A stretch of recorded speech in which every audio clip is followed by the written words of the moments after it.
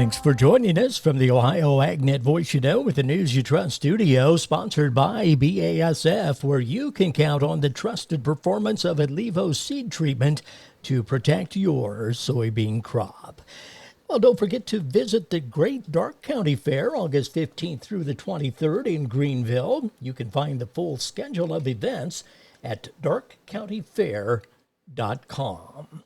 Well, Brianna Smith checks in. She talks Farm Service Agency. Brianna? Joining me is Don Jones, the State Executive Director of the Farm Service Agency. And today we're going to talk a little bit about what kind of opportunities and programs the Farm Service Agency has in mind for farmers this year. So, Don, what are some of the top priorities that Farm Service Agency has? Well, we want to continue to serve our farmers. I mean, that's our number one priority for the Farm Service Agency is to work with our producers across the state of Ohio and across the country. And, for the Farm Service Agency, we provide programs that help to fill in the gap a little bit. It's a safety net. And right now we're dealing with some disaster programs that are helping from last year and the previous year's crop from 23 and 24. So, and we are, we're going through a little bit of a restructuring, reorg program, so to speak, and we'll know more about that in the coming months. But, we're working every day. We've got great staffs across our 66 offices in Ohio, and we want to ensure everyone that we are going to serve their needs. Thank you. That was Don Jones, the State Executive Director of the Farm Service Agency, reporting for Ohio's Country Journal and Ohio AgNet. I'm Brianna Smith. President Trump signed an executive order on Monday extending a deadline for higher tariffs on Chinese imports until November. The executive order sets the new deadline for higher duties on November 10th.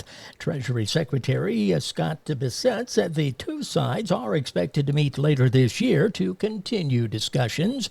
Over the weekend, the president said he's hopeful China will quadruple its U.S. soybean purchases.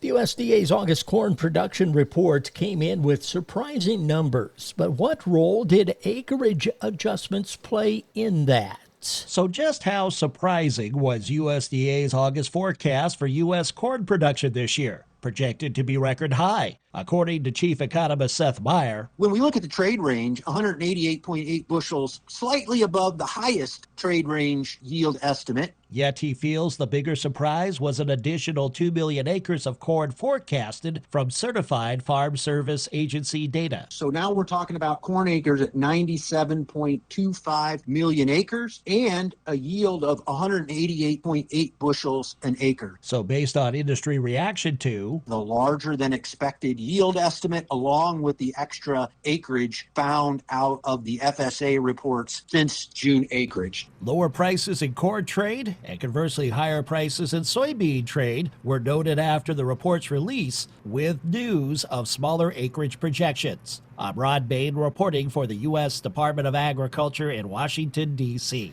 The National Cattlemen's Beef Association notched a legal victory, affirming protections for cattle farmers and ranchers from onerous and unnecessary air emissions reporting requirements. Caitlin Glover, Executive Director of the Public Lands Council, said NCBA and the other groups stepped up to protect family farms and ranches through the litigation.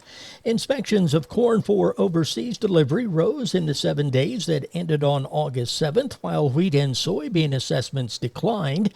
Corn inspections were reported at 1.49 million metric tons. That topped the previous week's total of 1.28 million tons. Wheat assessments dropped to 365,486 metric tons. The markets, they're next. Soybeans are a game changer for Ohio's pork industry. Pigs thrive on soybeans' perfect blend of protein and energy, helping hogs nationwide devour the equivalent of 292 million bushels of soybean meal annually. Ohio is number 7 in pork production, contributing to the billions of pounds of pork enjoyed by families across the nation each year. From sizzling bacon to barbecued ribs, soybeans power the farms that feed families. Brought to you by Ohio soybean farmers and their checkoff. Nearly 90% of farmers say that financial worries, constantly changing market conditions, and other uncontrollable variables take a toll on their mental well-being. Add in the weather and family dynamics, well, it's a lot to handle alone. But did you know farmers and their families can receive free confidential services from licensed professionals? Support is available 24/7 to help with the challenges you face.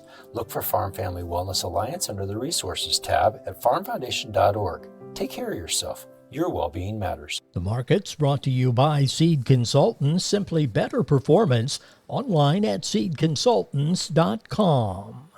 At the Board of Trade, September corn $3.74 up 2 1/2. December corn $3.97 1/4 up 2 3/4.